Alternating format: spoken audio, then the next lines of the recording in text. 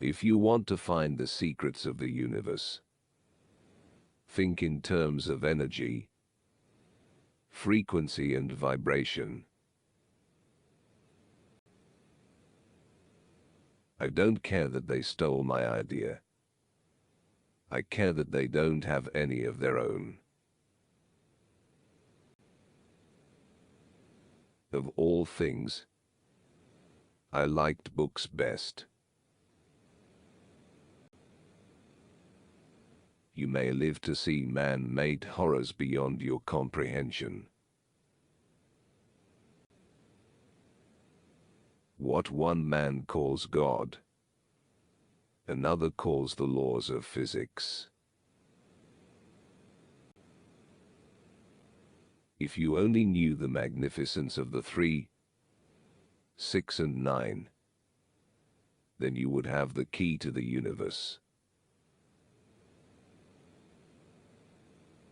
The day science begins to study non-physical phenomena, it will make more progress in 1 decade than in all the previous centuries of its existence. The scientists of today think deeply instead of clearly.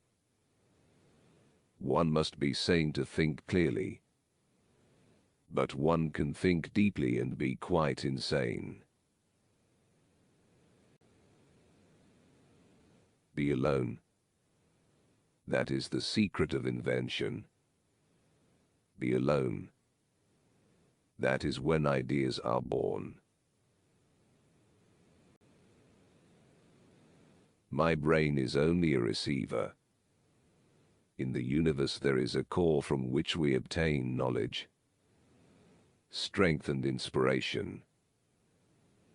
I have not penetrated into the secrets of this core, but I know that it exists. The present is theirs. The future, for which I really worked, is mine. If your hate could be turned into electricity, it would light up the whole world. I do not think you can name many great inventions that have been made by married men. One must be sane to think clearly, but one can think deeply and be quite insane. Our virtues and our failings are inseparable, like force and matter. When they separate, man is no more. Let the future tell the truth, and evaluate each one according to his work and accomplishments. The present is theirs. The future, for which I have really worked, is mine. All that was great in the past was ridiculed, condemned, combated, suppressed, only to emerge all the more powerfully, all the more triumphantly from the struggle. Life is and will ever remain an equation incapable of solution, but it contains certain known factors. We crave for new sensations, but soon become indifferent to them. The wonders of yesterday are today common occurrences. Most persons are so absorbed in the contemplation of the outside world that they are wholly oblivious to what is passing on within themselves. Invention is the most important product of man's creative brain. The ultimate purpose is the complete mastery of mind over the material world, the harnessing of human nature to human needs. Today's scientists have substituted mathematics for experiments, and they wander off through equation after equation, and eventually build a structure which has no relation to reality. The gift of mental power comes from God, divine being, and if we concentrate our minds on that truth, we become in tune with this great power. The individual is ephemeral. Races and nations come and pass away, but man remains. Peace can only come as a natural consequence of universal enlightenment and merging of races, and we are still far from this blissful realization. If you want to find the secrets of the universe, think in terms of energy, frequency, and vibration. As I review the events of my past life, I realize how subtle are the influences that shape our destinies. We are all one. Only egos, beliefs, and fears separate us.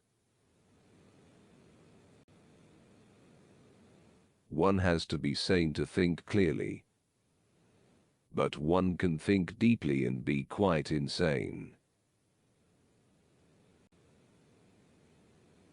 A new idea must not be judged by its immediate results. Our virtues and our failings are inseparable, like force and matter. When they separate, man is no more. One's salvation could only be brought about through his own efforts. Science is but a perversion of itself unless it has as its ultimate goal the betterment of humanity. Originality thrives in seclusion. It's not the love you make. It's the love you give. Be alone. That is the secret of invention. To know each other, we must reach beyond the sphere of our sense perceptions. The hard work of the future will be pushing buttons. My belief is firm in a law of compensation. The true rewards are ever in proportion to the labor and sacrifices made. But instinct is something which transcends knowledge. We have, undoubtedly, certain finer fibers that enable us to perceive truths when logical deduction, or any other willful effort of the brain, is futile. Every living being is an engine geared to the wheelwork of the universe. Though seemingly affected only by its immediate surrounding, the sphere of external influence extends to infinite distance. My method is different. I do not rush into actual work. When I get an idea, I start at once building it up in my imagination. I change the construction, make improvements, and operate the device entirely in my mind. Everyone should consider his body as a priceless gift from one whom he loves above all. A marvelous work of art, of indescribable beauty, and mystery beyond human conception, and so delicate that a word, a breath, a look, nay, a thought may injure it. Merciless is the law of nature, and rapidly and irresistibly we are drawn to our doom. Don't forget to subscribe, and until next time, goodbye.